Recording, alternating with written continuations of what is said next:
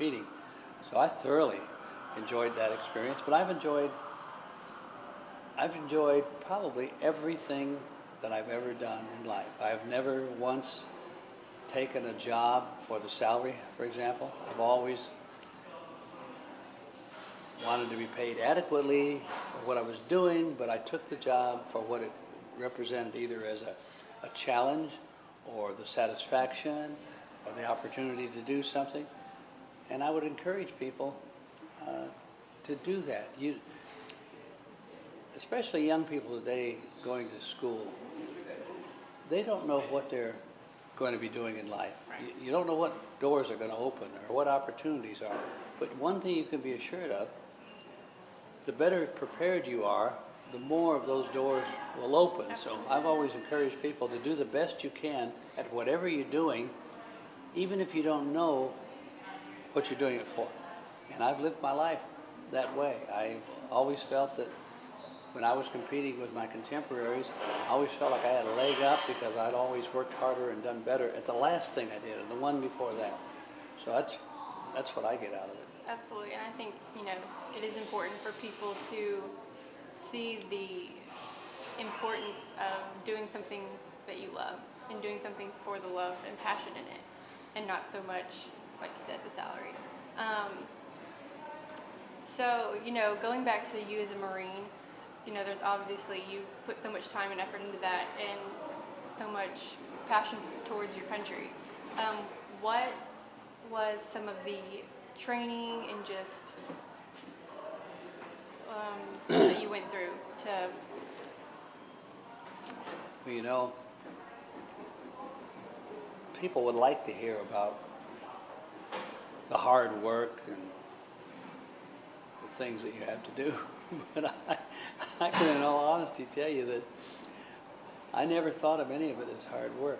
In the same way when I was an astronaut, we loved what we were doing, and we were busy 18 hours a day. Sometimes I worked 24 hours a day when we were out testing the spacecraft.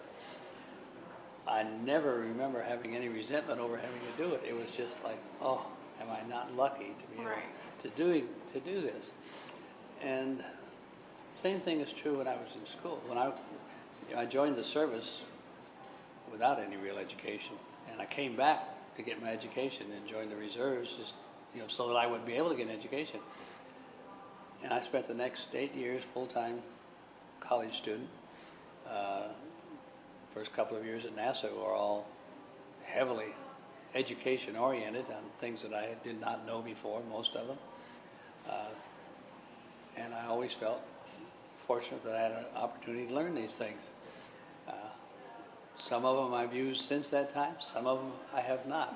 I remember all the geology that we studied back in the early 60s when I was working on the Apollo program. I've never ever used that in a job before, but I've used the kind of reasoning I did frequently to understand what other people were doing. And you need to do that. If I was to ask for anything on the education front, it would be that we did a lot more teaching of everyone about the history of the country, what made us great, and how that if we don't watch out for ourselves, that we're going to be abandoning those principles. Americans are fortunate. Our country was founded on a set of principles that no other country in history was. And for most of our history so far, which is not all that long, 225 years, 226 years, something like that, for most of that time, people learned about these things, and therefore they could educate their children, and they could carry on with new accomplishments on top of that added to it. There's a lot of effort today to abandon those things and to go what they think is a better way. All you have to do is look around the world and see where these so-called better ways have been tried to find out that they're a disaster in the long run. That's why everybody wants to come to the United States. That's why people want to be Americans. Absolutely. Which wars did you serve in? Well, it could hardly be called a war because it was the tail end of the Korean conflict. I think we were the last squadron that still had a mission over there. And we were night fighters. And once or twice, probably 2 or 3 times while I was there in Korea. Some North Korean airplane would come down in the clouds and drop little bombs over the side. It was a nothing kind of airplane. It wasn't even a jet.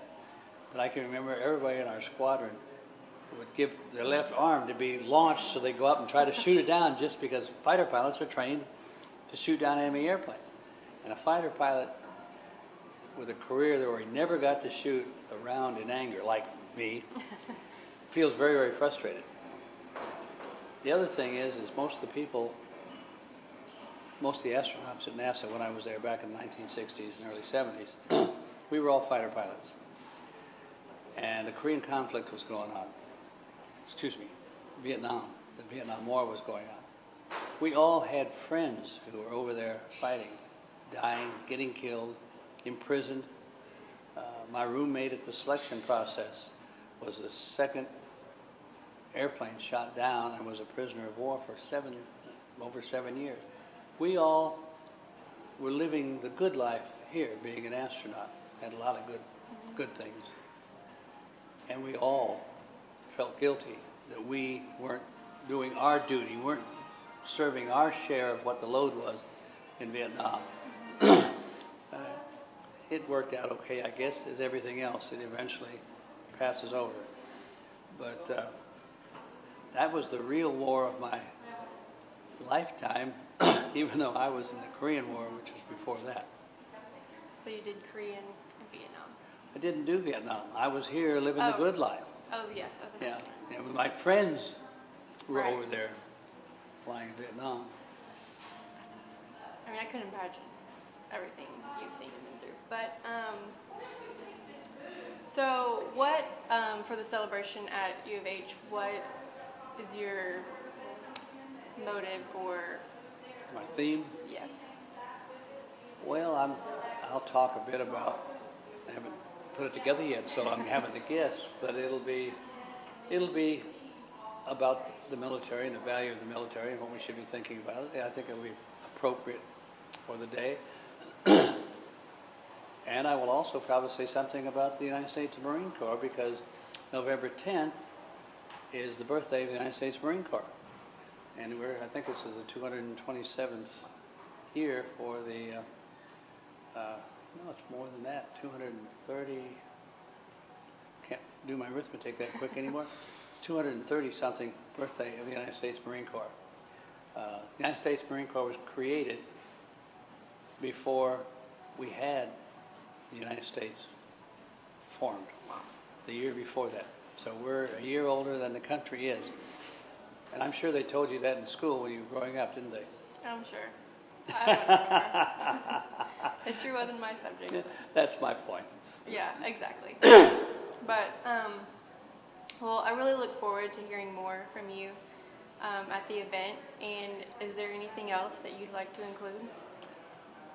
Well, I could mention that my wife Dot went to University of Houston at Clear Lake. She was an older student, much like I was. She was actually older when she went to college than I was when I got off of active duty in the Marine Corps. But she enjoyed it, had to drive a long ways every day to do it, and did a good job. Very bright. I'm looking forward to getting an opportunity to see the campus. Yes. I moved away from Clear Lake a long time ago, so it'll be nice to come back. And I look forward to it. All right, well, we do too. It's been such a privilege, honestly, to sit here and talk with you. So be sure to make it out to the Veterans Day celebration, November 11th.